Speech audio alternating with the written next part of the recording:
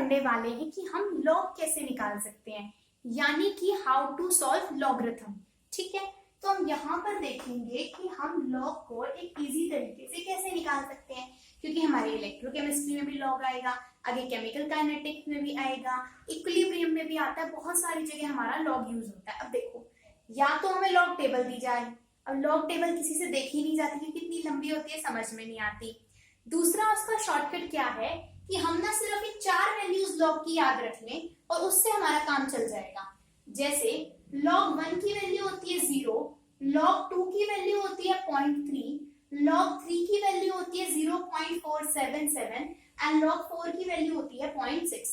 4 values हमने याद रख ली। अब मान लिया कोई बोल दे भैया log 5 की वैल्यू निकाल के बताओ, तो हमें क्या करना है, इस log 5 को कुछ इस तरीके से तोड़ना है ताकि ये कैसे हमारा बिहेव करे कि भैया इन चारों वैल्यू में से किसी में आ जाए। जैसे एक चीज और याद रखो, 3 वैल्यूज तो ये होगी हमारे पास में, 4 ऊपर। एक ये याद रखना है कि log 10 की वैल्यू ना हमेशा 1 होती है। ठीक है भाई, log 10 की वैल्यू 1 होती है। जैसे कि अगर मैं log 5 को तोड़ूं तो log 5 को मैं ऐसे लिख सकती हूँ, क्या log 10 डिवाइड बाय में 2, कट के तो 5 ही बचने वाला है। ठीक है, अब देखो log a बाय में b, यानी कि log a डिवाइड बाय में b किसके बराबर होता है, ये होता है हमारे पास में log a माइनस का log b के बराबर। एक फॉर्मूला ये होता है। अगर कोई बोल दे log a मल्टीप्लाई में b, तो log a मल्टीप्लाई में b का फॉर्मूला होता है हमारे पास में log a प्लस में log b के बराबर। यहाँ तक की बात हमारे पास में क्लियर हो गई। ठीक है, अब देखो इसको मैं कैसे लिख सकती हूँ, log 10 माइनस का log 2 करके लिख सकती हूँ। अब मुझे पता है भाई log 10 की वैल्यू 1 होती है, log 2 की अभी मैंने याद करी थी 0.3, तो यानी कि आपकी log 5 की वैल्यू कितनी आ जाएगी, 0.7। हमें किसी log टेबल की जरूरत नहीं पड़ेगी इसको सॉल्व करने के लिए। ठीक है, अब मान लिया उसने दे दिया होता log 6। अब मुझे log 6 की वैल्यू तो नहीं पता, लेकिन मैं log 6 को कैसे लिख सकती हूँ, इसको मैं लिख सकती हूँ log 2 मल्टीप्लाई में 3 के बराबर लिख सकती हूँ ऐसे। अब मैं इसको तोड़ के लिखूं तो ये क्या हो जाएगा अपने पास में, log 2 प्लस में क्या log 3 हो जाएगा। क्यों, क्योंकि log a मल्टीप्लाई में b किसके बराबर होता है, log a प्लस में log b के बराबर। तो ये क्या हो जाएगा, log 2 प्लस में log 3। अब देखो log 2 की वैल्यू हमको पता है कितनी होती है, 0.3। log 3 की वैल्यू कितनी होती है, जैसे 0.477 होती है। ठीक है, तो हम इसको कैसे लिख सकते हैं, 3। अब यहाँ पर पॉइंट के बाद में 3 डिजिट है, जिसके पीछे चलो मैं 0 0 लगा देती हूँ, तो 0.477, तो अपना आंसर क्या आ जाएगा, 7 7, और यहाँ पे भी फिर से 7 आ जाएगा। यानी कि log 6 की वैल्यू क्या होती है हमारे पास में, ये होता है 0.777। ठीक है, हमारे पास में log 5 की 0.7 थी, तो log 6 की कितनी है, 0.777। ठीक है, हमारे पास में हाँ वैल्यूज में कोई ज्यादा डिफरेंस नहीं होता है इनके बीच में। ठीक है, तो हम ऐसे निकाल सकते हैं। या फिर मान लिया उसने मुझे कभी ऐसे दे दिया होता, भाई आप सपोज हाँ log 16 की वैल्यू निकालो, तो हम कैसे निकाल लेंगे, ये चीज क्लियर हुई। अब देखो मान लिया उसने मुझे बोल दिया कि आप निकाल के बताओ log 16 की वैल्यू। ठीक है, तो log का एक फॉर्मूला और होता है हमारे पास में कि log अगर a के ऊपर कोई पावर है ना, तो जब हम इसे सॉल्व करते हैं तो ये पावर आ जाती है आगे और यहाँ बच जाता है ओनली log a। ठीक है, जैसे log 16 को मैं अगर लिखना चाहूँ तो या तो मैं इसको कैसे लिख सकती हूँ, log 2 की पावर 4 लिख सकती हूँ। क्यों, क्योंकि जब हम 16 का प्राइम फैक्टराइजेशन करते हैं तो ये आता है 2 8 16, देन 2 4 8, 2 2 4 और 2 1 2, 2 की पावर 4 4 बार आता है। या फिर मुझे क्या पता है, इसको मैं लिख सकती हूँ log 4 की पावर 2। ठीक है, दोनों ही चीजें ठीक है। अगर ऊपर वाले तरीके से देखो log के इस फॉर्मूले से, तो ये 4 आ जाएगा आगे और यहाँ क्या बच जाएगा log 2। ठीक है, अब log 2 की वैल्यू कितनी थी, 0.3, यानी कि log 16 की वैल्यू होती है हमारे पास में 1.2।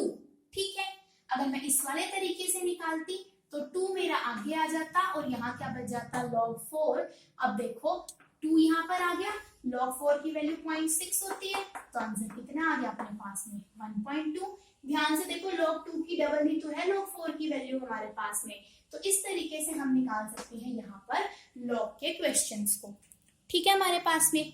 या फिर देखो, अब हम इसको मान लिया मैं ये कर दूं log 0.16 सोल्व करके देखते हैं। ये चीज क्लियर होगी हमारे पास में। अगर मेरे पास में यहाँ पर दिया होता, जैसे कि देखो log सपोज 0.16 दिया होता, ठीक है, तो मैं इसको कैसे तोड़ के लिख लूंगी, log 16 मल्टीप्लाई में 10 की पावर माइनस का 2 लिख सकती हूँ। क्यों? क्योंकि 0.16 को हम कैसे लिख सकते हैं, 16 बाई में 100 लिख सकते हैं, और ये 100 जब ऊपर जाएगा तो ये क्या बन जाएगा, 10 की पावर माइनस का 2। क्यों? देखो, अगर मैं इस तरीके से भी देखूं तो log 16 था, ये ऊपर जाके कितना हो जाएगा, या फिर यूं देखो 16 100 को 10 की पावर 2 लिख सकते हैं क्योंकि 2 जीरो थी, ये जब ऊपर जाता है तो हो जाता है 10 की पावर माइनस का 2, ठीक है। अब देखो log a मल्टीप्लाई में b किसके बराबर होता है, अभी हमने पढ़ा था log a प्लस में b, तो मैं इसको ऐसे लिख सकती हूँ log 16 प्लस में log इंटू 10 की पावर माइनस का 2। यहाँ तक की बात क्लियर होगी। अब देखो इसको आगे हम क्या कर सकते हैं, देखो यहाँ चीज क्लियर होगी हमारे पास में। अब अगर मैं log 16 को लिखना चाहूँ तो log 16 को लिखने का तरीका है 2 की पावर 4 कर सकती हूँ, और यहाँ पर क्या है हमारे पास में log 10 की पावर माइनस का 2। यहाँ तक की बात क्लियर होगी। ये 4 आ जाएगा हमारे पास में आगे, यहाँ बच जाएगा अगेन log 2, यहाँ पर माइनस का 2 आगे आ जाएगा, और क्या बच जाएगा हमारे पास में log 10, क्योंकि जो भी पावर होगी वो आगे आ जाएगी। अब देखो log 2 की वैल्यू कितनी होती है 0.3, प्लस में यहाँ था माइनस का 2, log 10 होता है 1, तो यहाँ कितना आ जाएगा 1.2 माइनस का 2, यानी कि अपने पास में ये आंसर तो भैया नेगेटिव में आएगा। हाँ 1.2 और यहाँ पे हाँ माइनस का ही रहेगा, तो यहाँ हमारे पास में कितनी आ जाएगी, ये है 2.0, यानी यहाँ पर बचेगा माइनस का 0.8 हमारे पास में, ठीक है। यहाँ तक की बात, तो हम इस तरीके से भी इसको सॉल्व कर सकते हैं, ठीक। या फिर पूरा लॉग टेबल देख लो, या फिर इससे नहीं, क्योंकि मतलब ज्यादा बड़ी वैल्यूज नहीं दे रखी होती।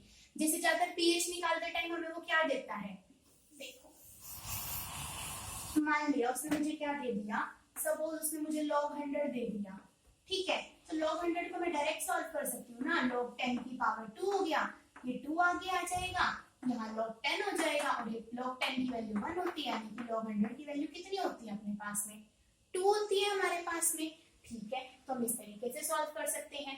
या फिर मान लिया अगर मुझे किसी ने ये दे दिया आपको कि हाँ ठीक इसी तरीके से देखो हमारे पास में, तो मैं इसे सॉल्व कर सकते हैं। तो छोटी वैल्यूज को हम सॉल्व कर सकते हैं, हम इन सिर्फ 5 वैल्यूज को याद रखिए, log 1, log 2, log 3, चाहे log 4 भी मत याद रखो, क्योंकि log 4 तो log 2 का ट्वाइस होगा, और एक log 10 की वैल्यू याद रख लो, हमारे क्वेश्चंस क्या हो जाएंगे यहाँ से सॉल्व हो जाएंगे, सिर्फ इन 3 फॉर्मूलेस को याद रखकर।